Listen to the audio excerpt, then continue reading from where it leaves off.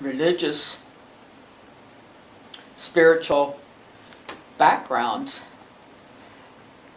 they are not forced to be connected to the Mennonite church.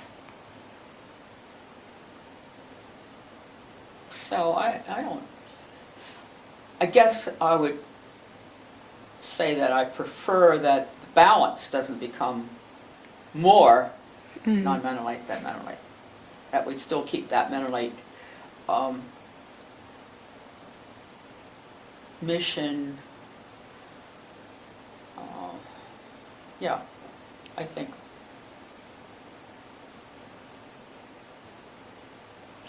So what do you think about chapel? That it's like required?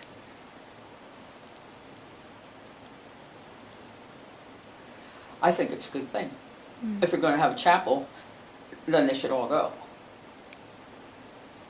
I mean, wouldn't that be hectic to have some go to chapel and some just be out by the pond or in the gym?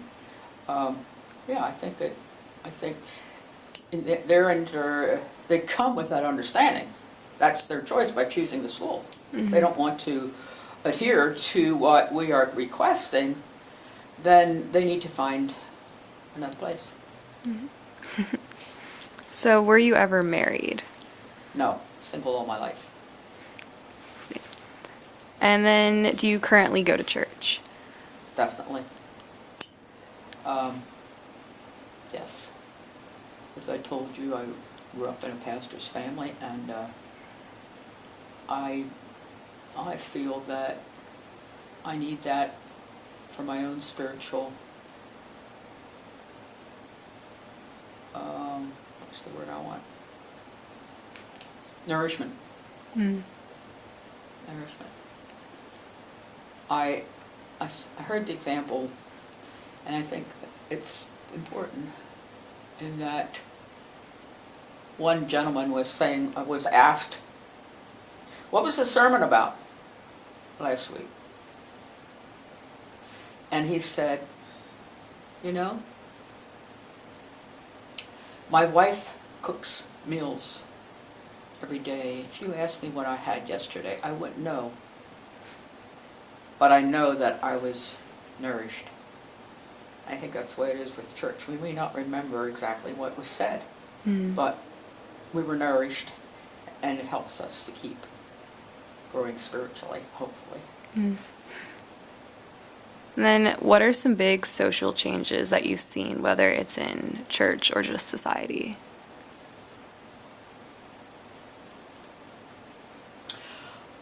There's many. I know my parents saw a lot of changes, but looking back, I did too, as far as attire.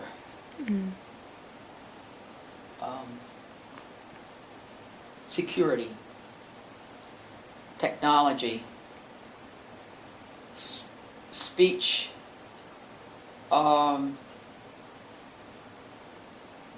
permission, acceptance, speech acceptance.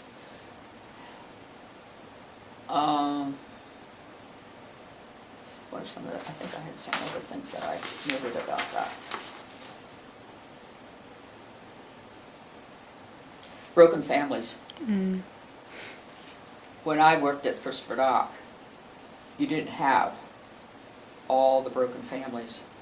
Now you have different parents, different father, different mothers.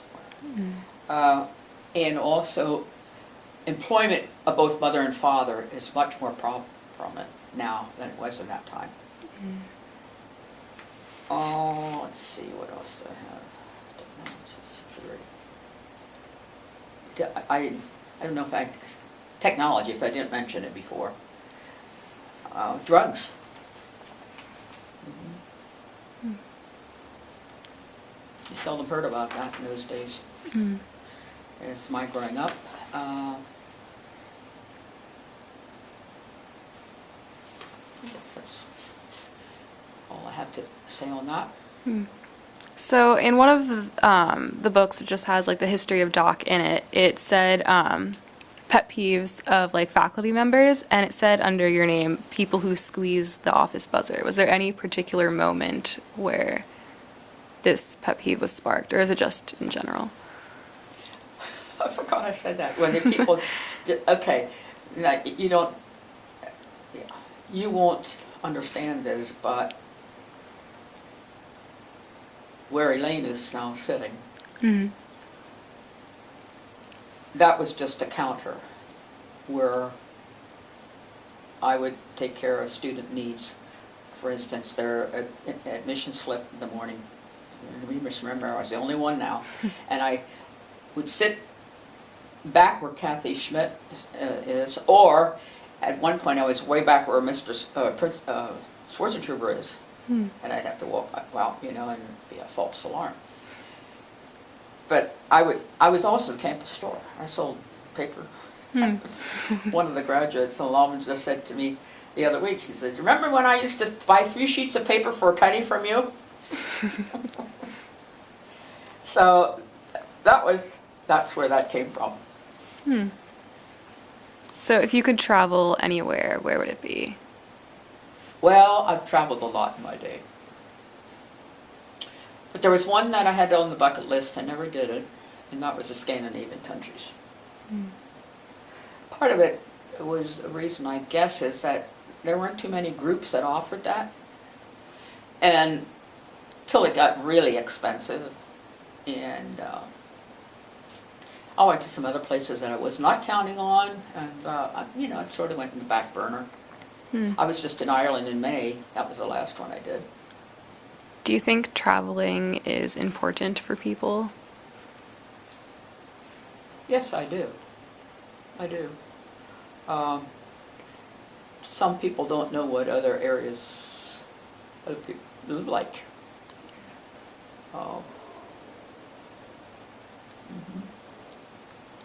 I'd say one of my most enlightening one would have been Russia and South America, Paraguay.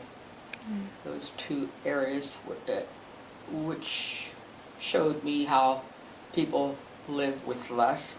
I'm sure there's areas in our own country, in the U.S., which would qualify for that too, but it's a combination of language and so forth that you experience.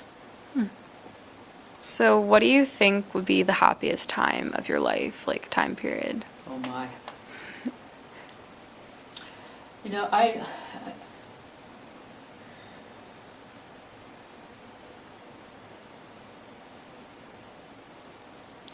It's hard for me to pinpoint something because I can think of happy times in different stages of my life.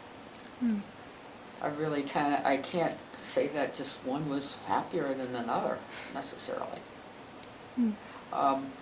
Life became different when I became independent and worked with my own paycheck and that type of thing.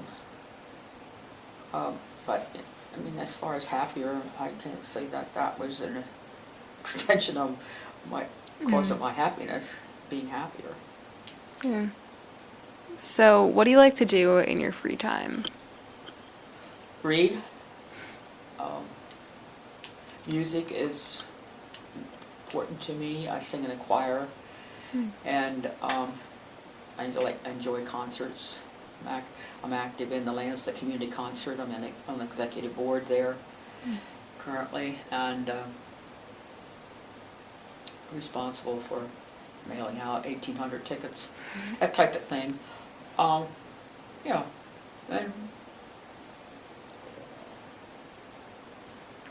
attending musical events is important to me. So you said with reading you enjoy that. Is there a specific genre that you like to read? No, not really. Mostly novels probably. And some friend may say, "Have you read any of this author?" And you start reading from that person, and you enjoy it. You try to read some more of that person's writings. But right now I'm reading necessary conversations. I got this from my niece over on Christmas Day. It's about adult children and their aging parents having conversation. Now my parents are gone, but it's still informative for me as a single person as to what things I need to be thinking about since I don't have children. So is there anything that you wish you did in life, like an activity that you never got into? Yes, going to high school.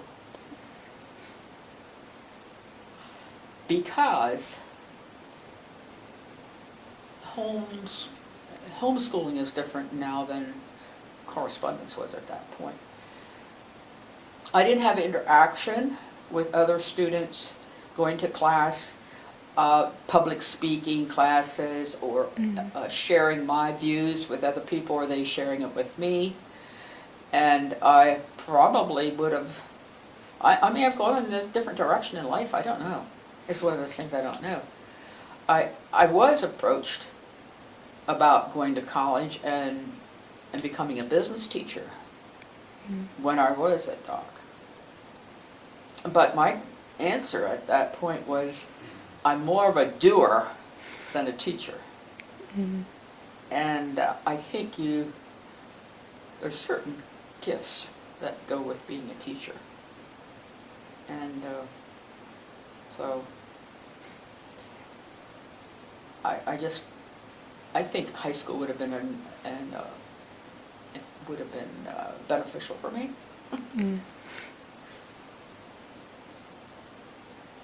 You know, as I said, I did go to college then and took courses I wanted. But I felt that just to go to have a college degree, if I wasn't going to do anything different, I decided not to do night school stuff. So did you have any pets growing up? Did I have what? Any pets?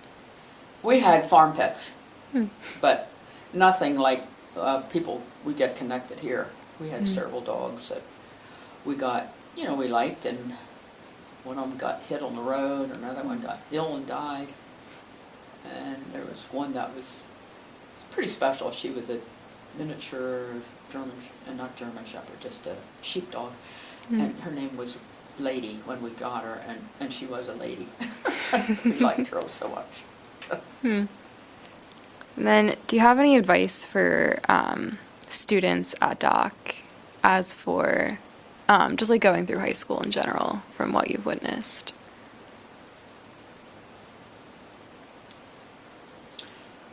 Yes, take it seriously. I mean, don't let it be just 4 years of life. Because there'll probably never be a better time that your brain will function as sharply. And memorization,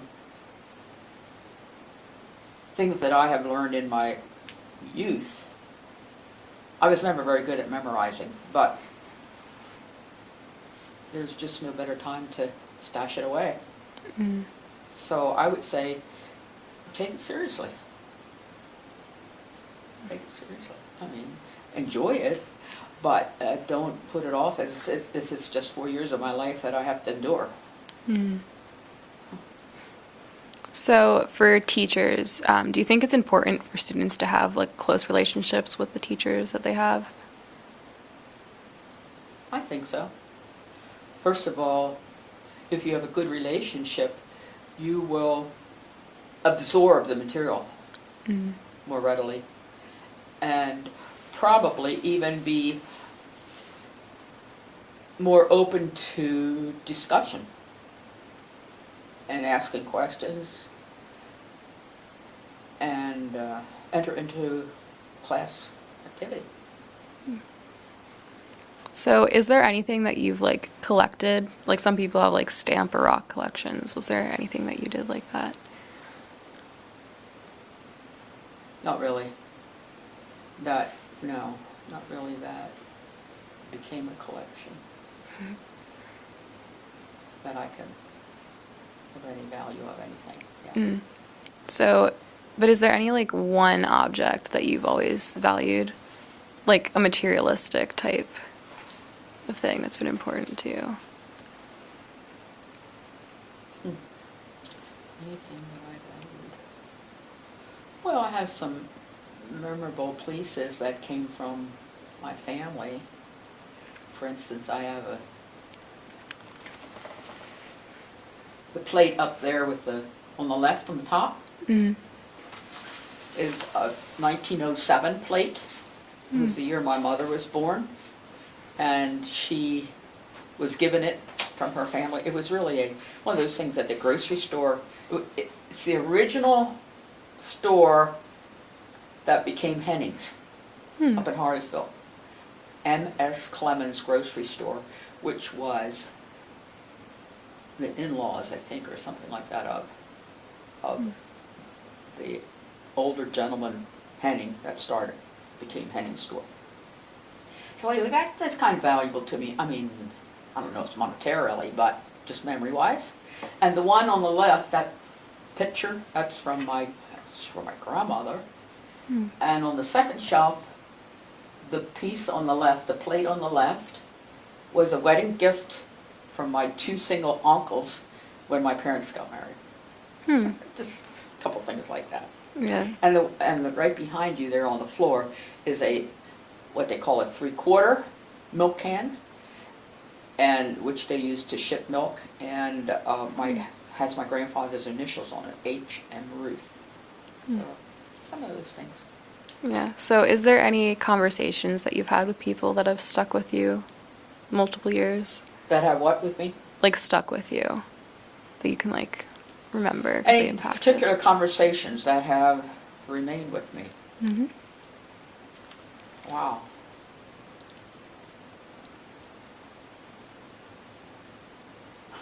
I'm sure there are, but I can't think of any right off the top of my head. Yeah. So, what do you think are the most important relationships for people to have with other people? Listening. Listening. You know, you can talk to some people and you can tell that they're already thinking what they're going to say before you are finished. Or their agenda is more important. And you know, it may take a long time for students to realize that. And I think it is for me. I mean, and there's still times I'm probably not a good listener. But I just think that is pretty important.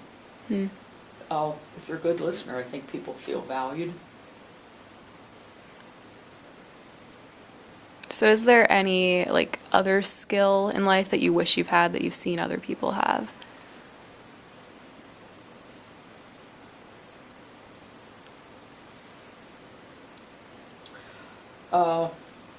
Yeah, I would say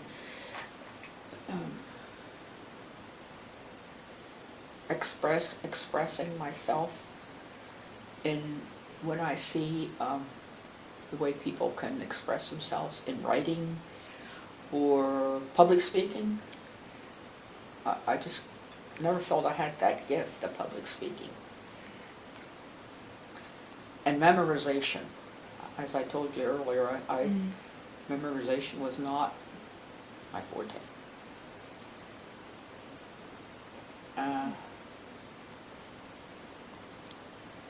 But in the meantime, I'm also grateful for the gifts I did have.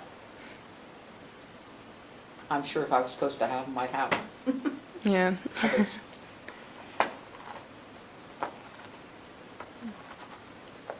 You know, when I think about the times that I spent at Doc, I worked there, interestingly enough, 9 years for 4 different principals, and 4 years in between for the 5th one. And each one was different. So you had to adjust to their personality and their ways of doing things. And life is like that. You know, you can't cut it over one cookie cutter. So I was always grateful that I was able to do that. Mm. I suppose fairly successfully, or else I wouldn't have been there for 40 years. So, if someone wanted to be a secretary, what would you recommend that they either learn to do or be interested in?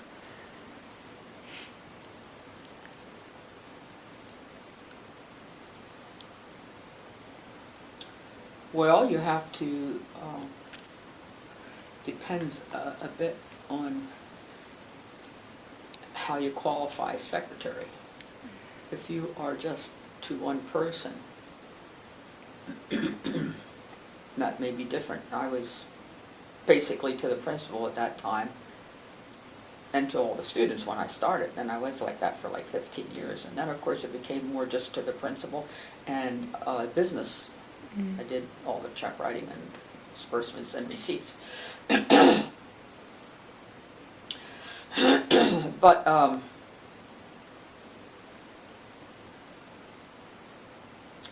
what's the word I want to say?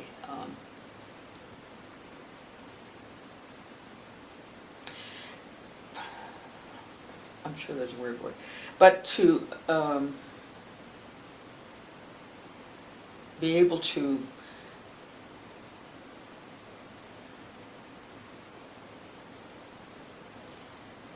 hold things in private. What's the word I want? You know what I mean? Not to share. You have to be able to keep things within yourself that cannot be shared. Mm. So what was something currently in life that you value most that you didn't really appreciate when you were younger? Repeat that again. What's something that you appreciate now in life that you didn't used to value?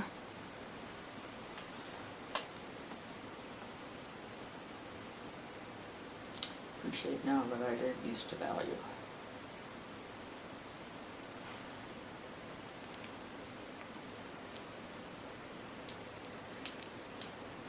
Well,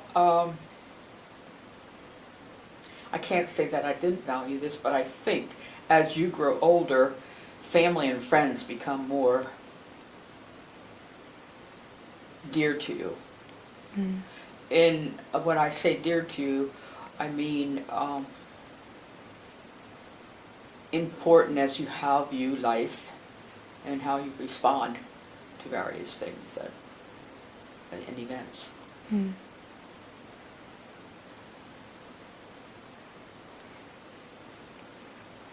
All right, so thank you for letting me do this interview. And yeah. Oh, you're welcome.